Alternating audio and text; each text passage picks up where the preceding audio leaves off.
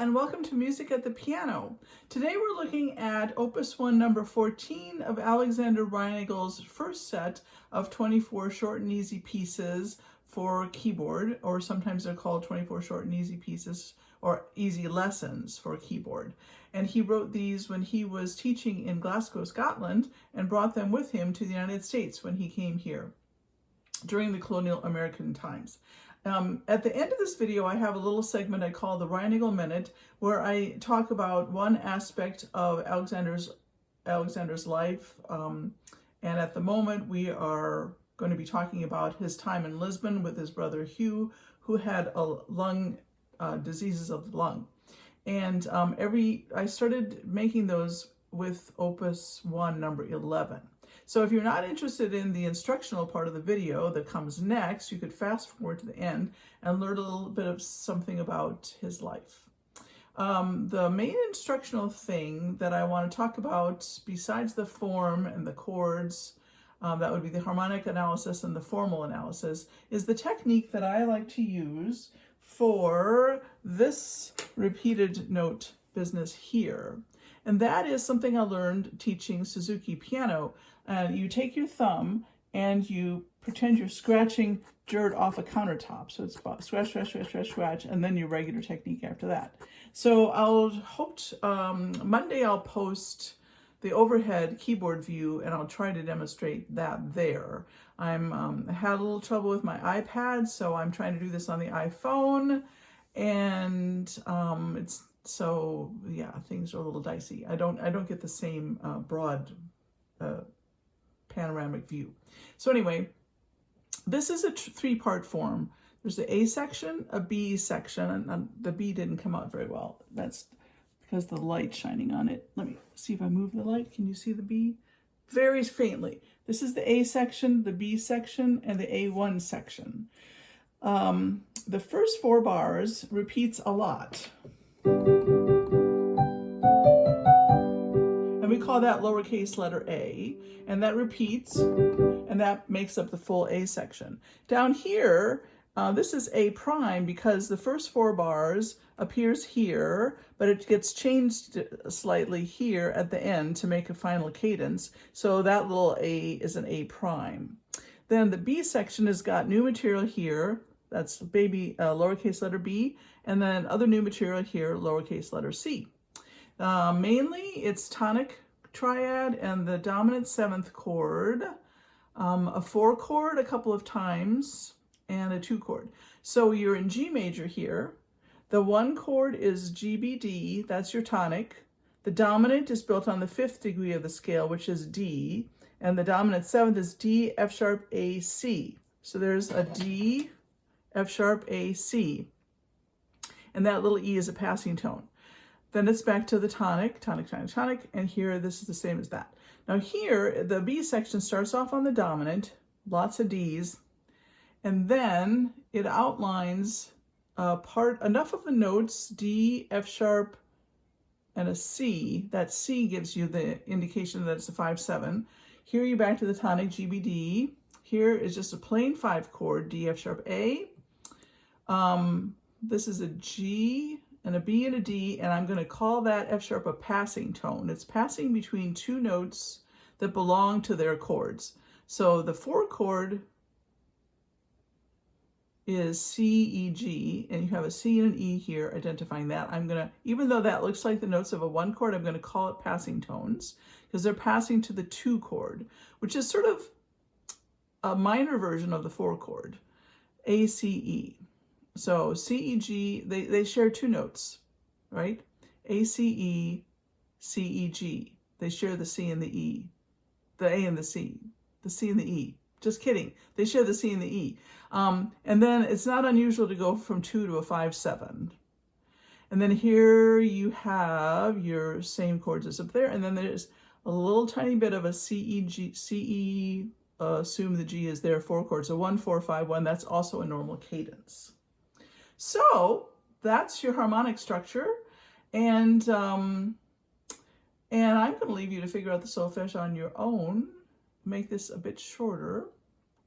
Let's see. For technique also in the chords, you might want to do just a lift your wrist and up and down motion for the chords in the left hand. And the rest of it is pretty much, you know, just aligning your arm behind the finger that's playing, besides the thumb scratch on the repeated notes. So there it is. I think this is a little bit easier than some of the ones that we've just looked at. He didn't necessarily put these in a pedagogical order, but he did use them for teaching.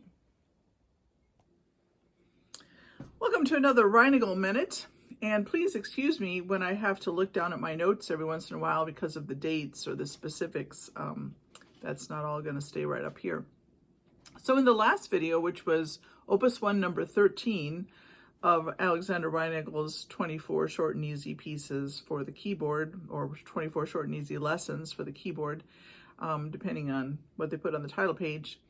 We discussed how he had begun his professional career at about age 22 in Glasgow, Scotland, where he was from 1778 to 1782. That's about 4 years. Now, what's interesting about that is that around that time, Glasgow had a population of 42,000 people, which was approximately the same size that Philadelphia had when Alexander Reinagle arrived there in 1786, which means that he would have had an understanding of how to deal with a population that size in terms of managing concerts and teaching lessons and things like that. The other interesting thing is that Glasgow was the only one of the 3 major cities in Scotland that had subscription concerts.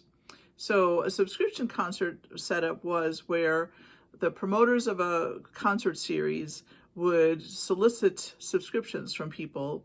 They would pay in advance, and then the promoters would have that money to pay the composers if they were having new music composed, and pay the musicians and so forth, and still have money left over.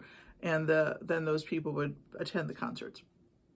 In Aberdeen and Edinburgh, the other 2 major cities in Scotland at the time, the concert life was managed by musical societies.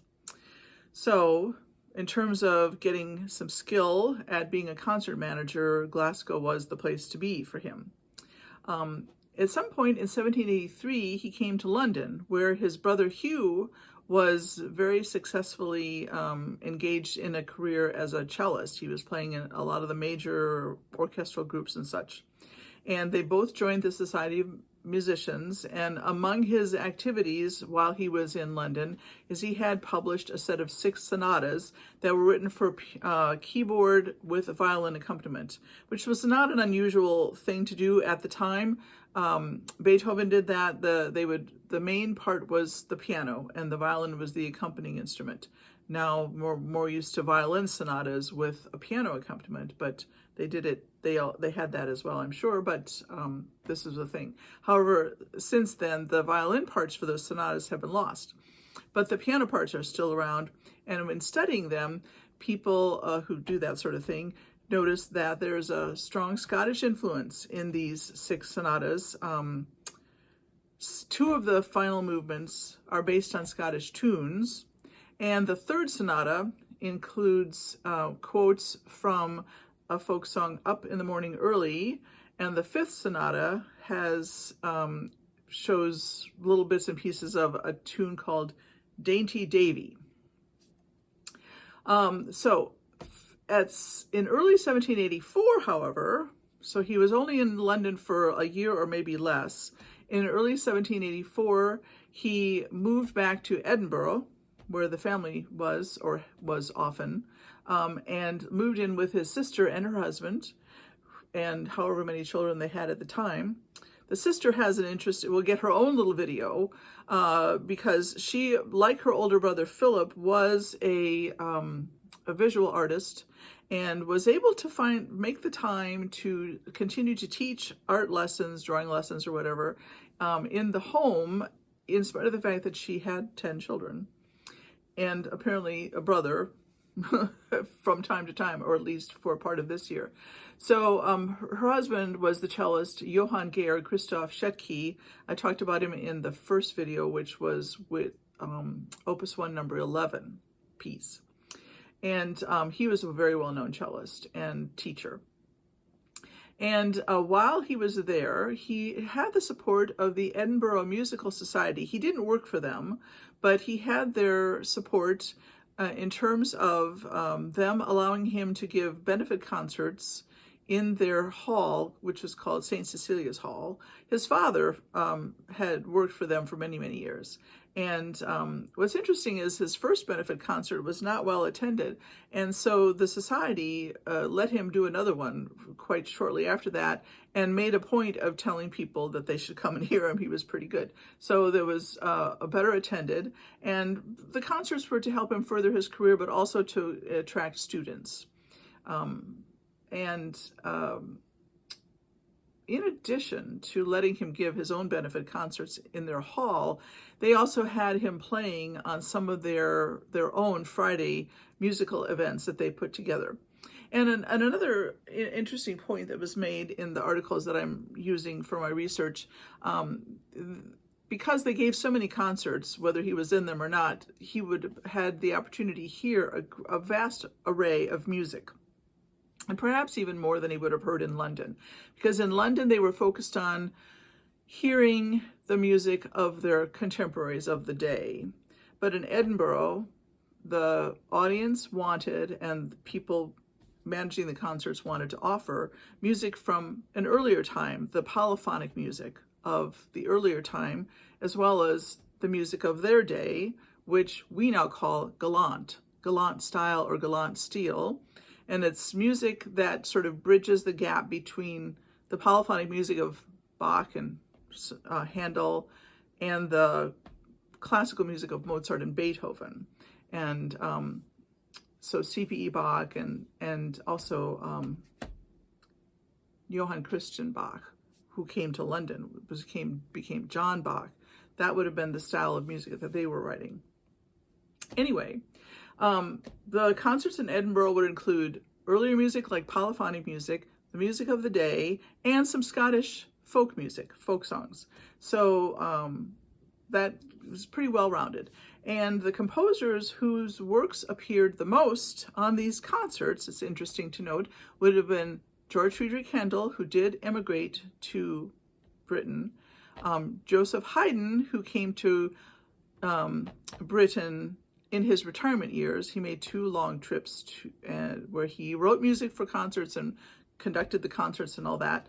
Arcangelo Corelli and Carl Friedrich Abel, Francesco Geminiani, and a local man, Thomas Erskine, who was the, I believe, 6th Earl of Kelly. And because I didn't know anything about him, and I'm assuming you may not either, I'll tell you that he lived from 1732 to 1781, and he was a prominent Scottish composer who had studied with Johann Stamitz, which is a name we can all look up and learn more about. Now, he didn't last very long in Edinburgh either because of his brother Hugh having serious lung trouble, health issues with his lungs. The family felt that Hugh should go to Lisbon, Portugal, where the climate was warmer, and that Alexander should go with him.